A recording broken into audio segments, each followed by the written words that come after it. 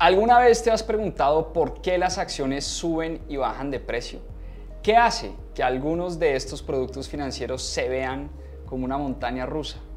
Existen dos motivos principales. El primero es la oferta y la demanda, y el segundo está impulsado por los sentimientos y las emociones de las personas.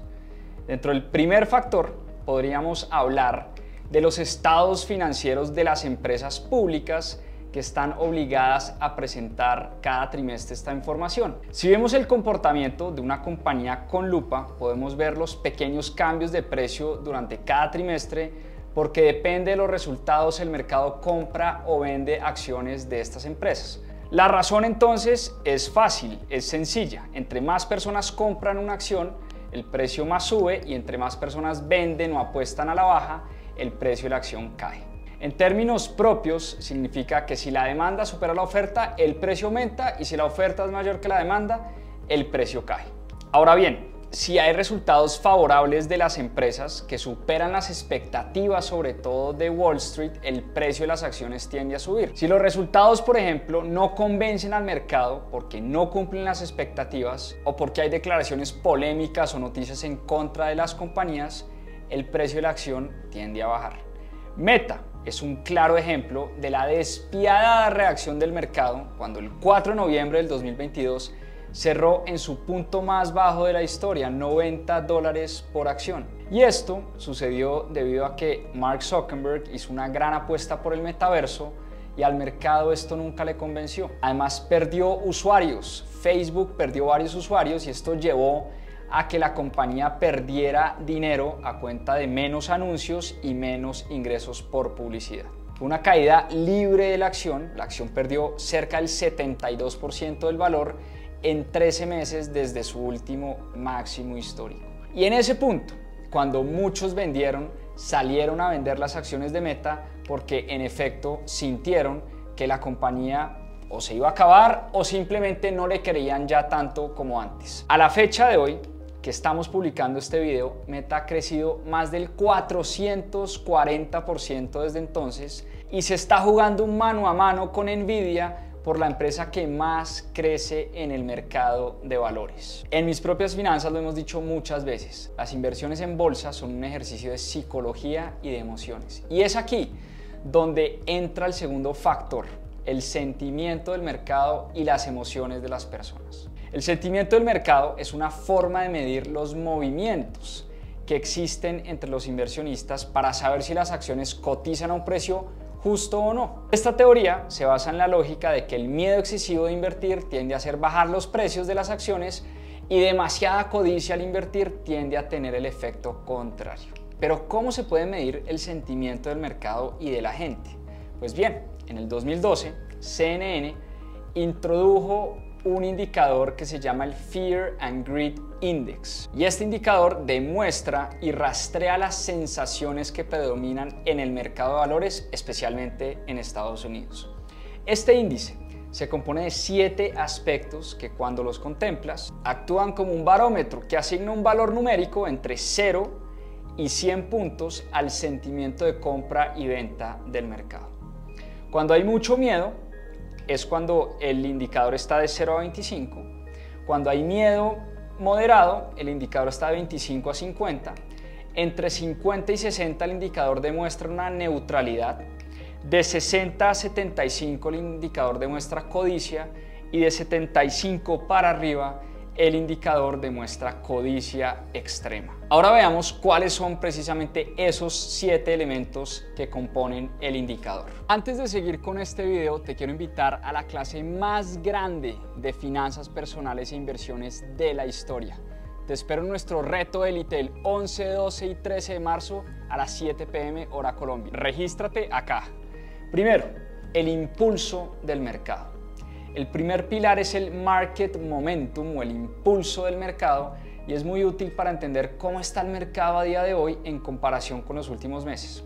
Y este sencillamente mide el desempeño del S&P 500 en relación con el promedio de los últimos 125 días. Cuando está por encima del promedio es una señal alcista, cuando está por debajo del promedio es una señal que muestra que existe nerviosismo y una sensación a la baja.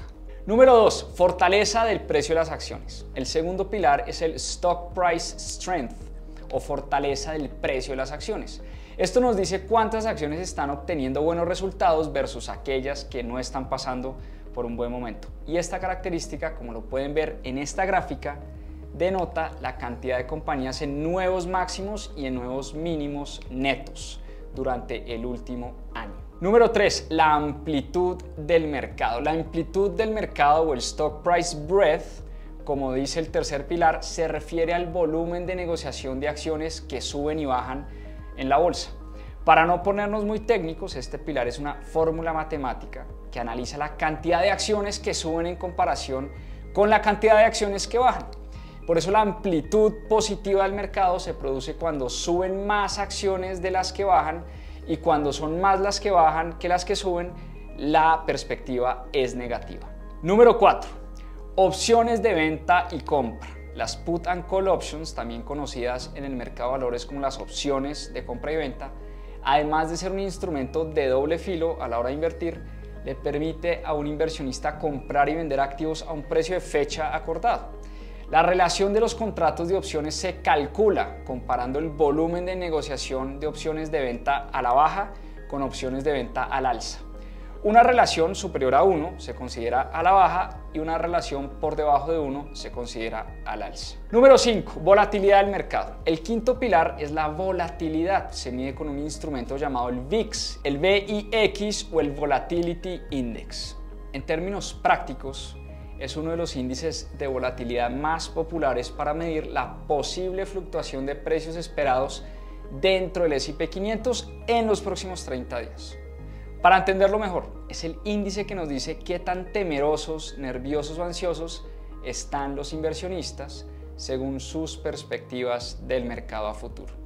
El VIX o el VIX tiende a caer en momentos de recuperación, como por ejemplo en los últimos 3 meses del año, y crece cuando las acciones se desploman en las crisis, como por ejemplo en la pandemia. La clave para entender el VIX es observarlo a lo largo del tiempo. Tiende a ser más bajo en los mercados alcistas y más alto cuando los mercados están muy inestables. Número 6. Demanda de refugio seguro. En tiempos de crisis, uno de los mejores resguardos de valor han sido los bonos del tesoro. Este pilar también se conoce como el Safe Haven Demand, que evalúa el rendimiento que han tenido las acciones frente a los bonos en los últimos 20 días de negociación. Si bien invertir en acciones en el largo plazo tiene una ganancia usualmente mayor que los bonos pueden superar a las acciones en periodos muy cortos de tiempo o en épocas de crisis, donde tienden a tener mejores resultados debido al sentimiento de ansiedad del mercado. Y finalmente, número 7, la demanda de los bonos basura. Este último pilar es la demanda de los bonos basura, que también se conoce como el Junk Bond Demand, y es nada más y nada menos que títulos de renta fija o bonos que tienen un alto riesgo de impago y que en contraprestación se paga un interés más alto. Generalmente, los junk bonds los emiten empresas o entidades que no son tan conocidas y tienen una puntuación muy baja por parte de las calificadoras de riesgo, y al tener una ganancia atractiva y más alta que los que están mejor calificados, se convierten en un atractivo para los inversionistas cuando buscan un refugio.